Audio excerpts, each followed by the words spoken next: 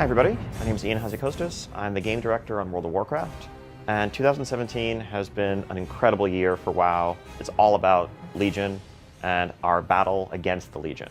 Something we set out to do with Legion was to really tell a continuous story and to tie up loose plot ends, have build-up of new characters and resolution of those storylines by delivering patches every couple of months, by having these quest lines advance, by tying the outdoor content into our dungeons, into our raids. Feels like Legion has really been a kind of cohesive story arc. So the year began back in January with the doors of the Nighthold opening up. In many ways, the culmination of the initial shipping Legion game, as Gul'dan stood atop the Nightspire, and adventurers finally were able to go in, adventure through the 10 bosses of that raid, and defeat the catalyst that had set in motion the events of the entire expansion, really.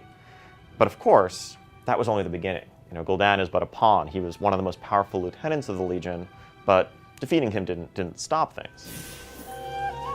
One of the coolest things we've done in Legion has been to add a lot of rotating week-to-week content, where you never know exactly what's going to be available for you when you log in a given week. So our micro-holiday system that we introduced in 7.1.5 has added fun events like Entourage Remembrance Day or the Transmog competition.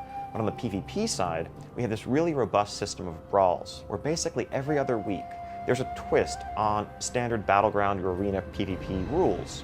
And you can jump in and try a one-off experience like a 6v6 battleground, or going into an arena with far more people than belong in an arena. It gives our team a chance to try out a bunch of exciting new ideas. And so I think it's been really one of the most exciting features we've added in Legion on the PvP side, and it's been great to see players embrace and really enjoy these brawls. In March, we had patch 7.2.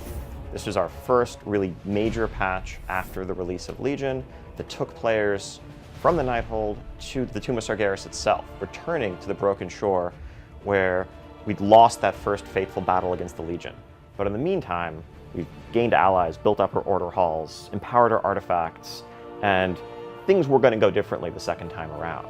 But in June, players finally got in and really delved to the depths of the tomb, where ancient horrors had been stored away from centuries, millennia past, where the avatar of Sargeras himself had been imprisoned. And using the pillars of creation that they had gathered, they were able to open up and seal away the various locks and runic wardings on the tomb, and descend into the very depths where they confronted Kil'jaeden himself, the Deceiver, the left hand of the Dark Titan Sargeras. Shortly after that, players began gearing up for this journey to Argus itself, with the planet looming in the sky, reminding us constantly of this threat to our existence. Patch 7.3 saw us journey to that world. We've been exploring this new land and making preparations for the final battle that lies ahead.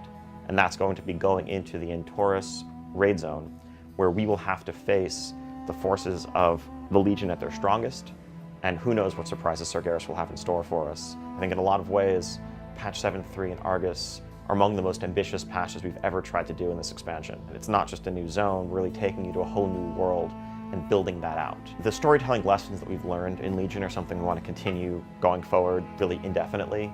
And that's just weaving storylines throughout all of our content, not necessarily tying things to single large patches, but where it makes sense, having stories unfold over the course of weeks, having this living world where you log in and there's something new, there's something that's changed about the world around you. The story has advanced.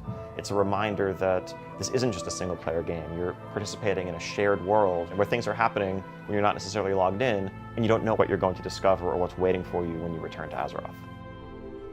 Hello, BlizzCon! We are so excited, hard at work getting ready for BlizzCon, and really can't wait to share everything that we've been working on.